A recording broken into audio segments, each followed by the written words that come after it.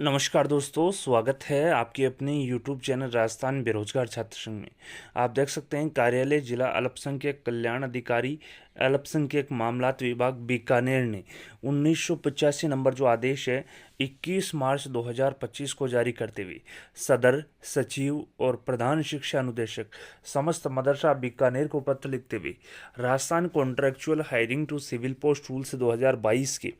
नियम 20 के तहत संविदा कार्मिकों के दस्तावेजों की जांच और स्क्रीनिंग हेतु प्राप्त पत्रावलियों को लेकर एक पत्र यहाँ पर जो है आदेश जो है वो यहाँ पर जारी किए। क्या कुछ है पूरी अपडेट इस वीडियो में जानेंगे, तो वीडियो को शुरू से लेकर अंत तक जरूर देखिएगा। साथ ही राजस्थान मदरसा बोर्ड जयपुर का पत्र दिनांक 20 मार्च 2025 का हवाला यहाँ पर दिया है। जैसा कि दोस्तों आप देख सकते हैं, इन्होंने कहा है कि प्रासंगिक पत्र के क्रम में लेख है कि Rajasthan contractual hiring to civil post rules 2022 के नियम 20 के तहत संविदा कार्मिकों के दस्तावेजों की जांच स्क्रीनिंग हेतु संविदा कार्मिकों की प्रथम नियुक्ति दिनांक से अगस्त 2017 तक की मानदेय का विवरण बैंक स्टेटमेंट में चिन्हित और अंकित कर संलग्न प्रपत्र में सूचना तुरंत कार्यालय हाजा को भिजवाया जाना सुनिश्चित करें। तो जैसा कि आप देख सकते हैं नियम 20 जो है CSR रूल्स 2022 के तहत इसके तहत जांच दस्तावेजों की जांच करने और स्क्रीनिंग को लेकर जो शेड्यूल है वो यहाँ पर जारी किया है। साथ ही अगस्त 2017 तक के मानदेय का जो भुगतान संविदा कार्मिकों को किया गया है उसका यहाँ पर जो बैंक स्टेटमेंट विवरण है वो भी यहाँ पर मांगा गया है। कौन सा यहाँ पर कौन कौन से फॉर्मेट जारी किए हैं, आइए विस्तृत रूप से चर्चा करते हैं। आप देख सकते हैं प्रतीक्षा शर्मा जो कार्यक्रम अधिकारी हैं अल्पसंख्यक मामलात विभाग बीकानेर के, उनके हस्ताक्षर से पत्र जारी किया है। साथ ही प्रतिलिपि दी गई है सचिव राजस्थान मदरसा बोर्ड जयपुर को। जैसा कि आप देख सकते हैं दोस्तों, संविदा कार्मिकों की नियुक्ति दिनांक से अगस्त 2017 तक के मानदेय प्राप्त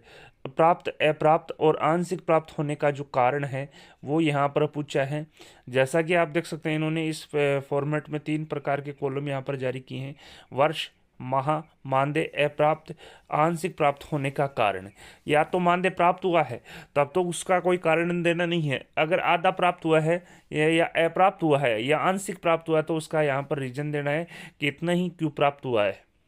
तो दोस्तों यहाँ पर 3 कॉलम में मानदेय प्राप्त, अप्राप्त और आंशिक प्राप्त की जो सूचना है वर्षवार और माहवार मांगी है अगस्त 2017 तक। इसके अलावा जैसा कि दोस्तों आप देख सकते हैं, साथ ही यहाँ पर संविदा कर्मचारियों द्वारा मानदेय प्राप्त, अप्राप्त और आंशिक प्राप्त देने के बाद में संविदा कर्मचारियों द्वारा घोषणा करनी है कि मेरे द्वारा उपरोक्त दी गई जानकारी पूर्णतः सत्य है। यदि असत्य पाई जाती है तो इसके लिए मैं पूर्णतः दायित्वाधीन रहूँगा या रहूँगी, जिसमें हस्ताक्षर, नाम, पदनाम, मदरसे का नाम और मदरसा पंजीयन संख्या जो है वो आएगी। इसी प्रकार से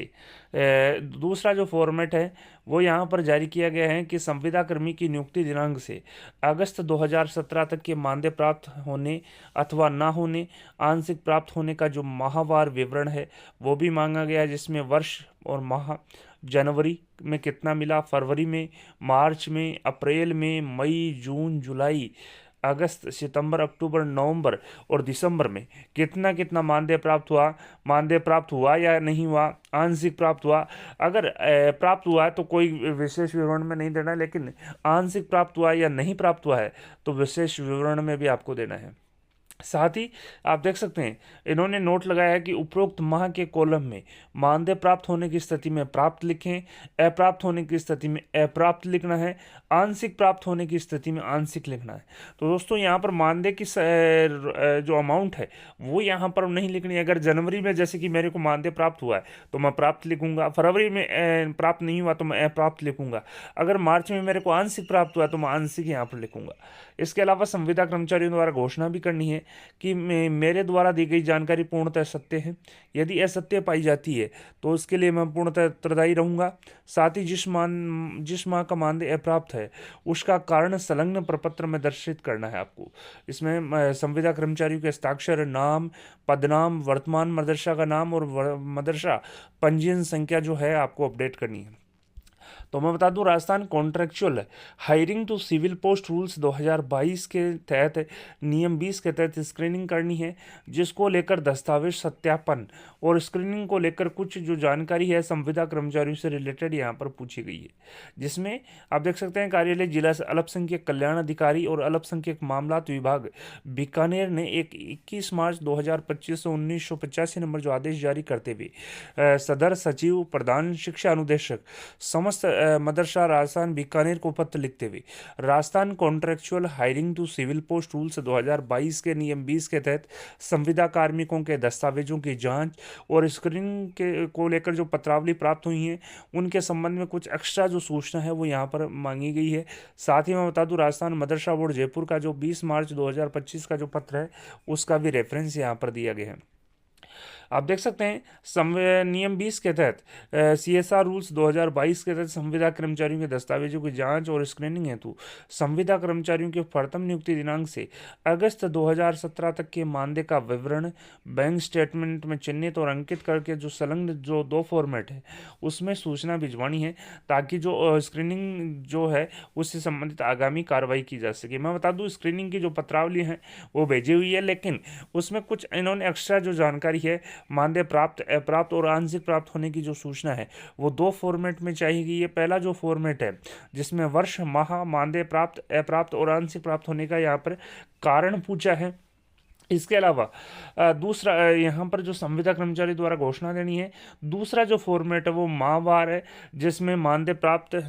होने, ना होने और आंशिक प्राप्त होने का जो माहवार विवरण है वो यहाँ वर्ष, माह और वर्षवार जो विवरण है वो अंकित करना है, जिसमें किसी माह में मानदेय प्राप्त हुआ तो उसमें प्राप्त लिखना है, प्राप्त नहीं हुआ तो अप्राप्त लिखना है, आंशिक प्राप्त हुआ तो आंशिक यहाँ पर लिखना है। इसके अलावा संविदा कर्मचारियों द्वारा घोषणा करनी है कि मेरे द्वारा दी गई जानकारी पूर्णतः सत्य है, अगर असत्य पाई जाती है तो मैं खुद दोषी यहाँ पर होऊंगा। इस प्रकार से जो घोषणा देकर उसमें संबंधित कार्मिक का हस्ताक्षर, नाम, पदनाम, मदरसे का नाम, मदरसा पंजीयन संख्या आपको यहाँ पर लिखनी है। तो दोस्तों, Rajasthan contractual hiring to civil post rules 2022 के नियम 20 के तहत जो स्क्रीनिंग पत्रावली हैं उसमें कुछ एक्स्ट्रा यहाँ पर जो सूचना है वो यहाँ पर मांगी गई है, और इसी एक्स्ट्रा सूचना को लेकर जो दस्तावेज सत्यापन और स्क्रीनिंग को लेकर जो कुछ एक्स्ट्रा सूचना है वो उसका फॉर्मेट यहाँ पर जारी किया है। और ये जो सूचना है संबंधित संविदा कर्मचारियों द्वारा भरकर अपने अपने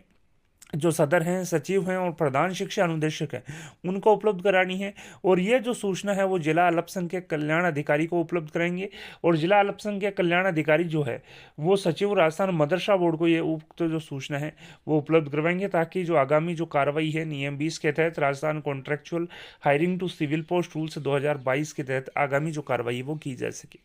वीडियो पसंद आए तो अपने दोस्तों के साथ लाइक और शेयर करना न भूलें। आपके अपनी यूट्यूब चैनल राजस्थान बेरोजगार छात्र संघ को सब्सक्राइब करें, और सब्सक्राइब बटन के साथ ही बेल आइकन है उस पर भी क्लिक करें, ताकि आने वाले लेटेस्ट वीडियोज़ के नोटिफिकेशन सबसे पहले आपको मिल सके। धन्यवाद दोस्तों, thank you for watching Rajasthan बेरोजगार छात्र संघ। Thank you friends, thank you very much.